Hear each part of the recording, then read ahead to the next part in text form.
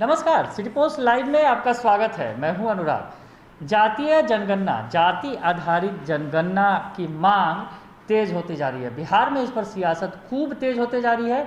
आज नेता प्रतिपक्ष तेजस्वी यादव ने भी ये मांग तेज की। नीतीश कुमार ने उसके पहले एक ट्वीट किया, उस पर रिट्वीट भी किया। नेता प्रतिपक्ष तेजस्वी यादव ने उनकी मंशा पर सवाल उठाए, लेकिन इस बीच जीतन राम मांझी ने बयान दिया और नीतीश कुमार के साथ खड़े हो गए। उन्होंने साफ साफ कहा कि बिहार में जाति आधारित जनगणना की ज़्यादा आवश्यकता है, जाति आधारित जनगणना होना ज़रूरी है। इससे जो पता चल सकेगा कि किस आधार पर जो है कार्य किया जाना चाहिए, किस आधार पर विकास के कार्य होने चाहिए। विकास के लिए जातिगत जनगणना की ज़्यादा आवश्यकता है, इस तरह की बात मांझी कहते नजर आए। अब उन्होंने एक ट्वीट किया है और ट्वीट का जो अंदाज है आपको हम दिखाएंगे, उसका बताएंगे आखिर किसके अंदाज में उन्होंने ट्वीट किया है। जो ट्वीट किया है उन्होंने कहीं ना कहीं करारा जवाब भी दिया है विपक्ष के नेता को। तो पहले मांझी ने जो ट्वीट किया है हम आपको बता रहे हैं क्या कुछ लिखा है उन्होंने ट्वीट में। थोड़ी देर पहले आज पार्टी का स्थापना दिवस भी मना रहे हैं जीतन राम मांझी। गया में कार्यक्रम भी हुआ है, उसमें भी उन्होंने बयान दिया और जाति आधारित जनगणना की वकालत की उन्होंने। और अब जो ट्वीट में वो लिख रहे हैं वो आपको हम बता रहे हैं। जब देश में सांप, बाघ, बकरी की जनगणना हो सकती है तो फिर जातियों की क्यों नहीं। फिर से पढ़ता हूँ, जब देश में सांप, बाघ, बकरी की जनगणना हो सकती है तो फिर जातियों की क्यों नहीं। देश के विकास के लिए जातिगत जनगणना जरूरी है।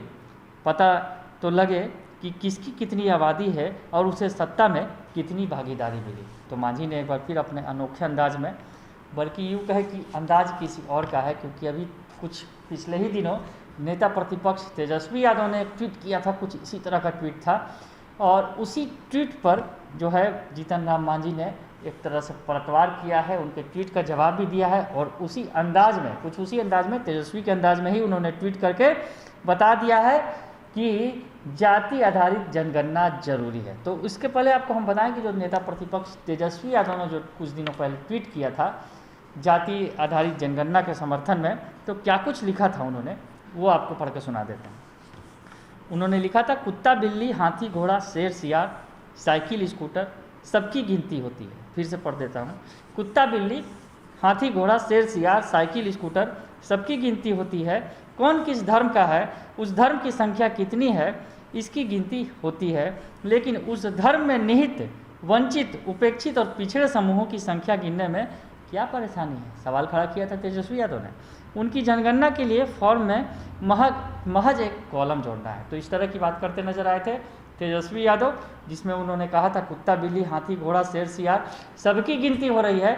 तो आखिर एक धर्म और धर्म के लोगों की भी गिनती हो रही है, तो आखिर इंसानों की गिनती में क्या दिक्कत है। और महज एक कॉलम जोड़ देने भर से ही ये समस्या का हल हो जाना है। जातिगत जनगणना जो की जाएगी, जनगणना में उसमें एक कॉलम जोड़ा जाएगा तो वो जनगणना हो सकती है। तो इसमें आखिर दिक्कत क्या है सरकार को, इस तरह की बात कहते नजर आए थे। तो अब जो है जीतन राम मांझी ने भी उसी अंदाज में तेजस्वी यादव को भी जवाब दे दिया और साथ ही साथ बता दिया कि जाति आधारित जनगणना जरूरी है। तो बने रहिए सिटी पोस्ट लाइव के साथ। मांझी का अंदाज आपको दिखाया हमने, जो कुछ तेजस्वी यादव से मिलता जुलता नजर आया आज जो उन्होंने ट्वीट किया है।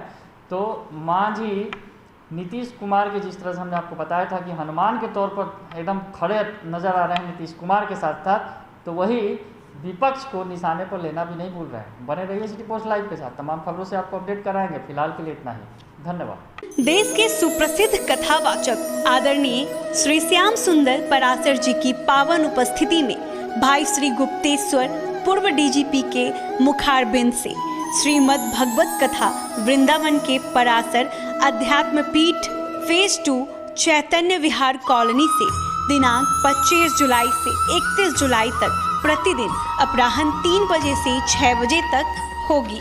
सीधा प्रसारण सिटी पोस्ट अध्यात्म और city post live YouTube channel पर।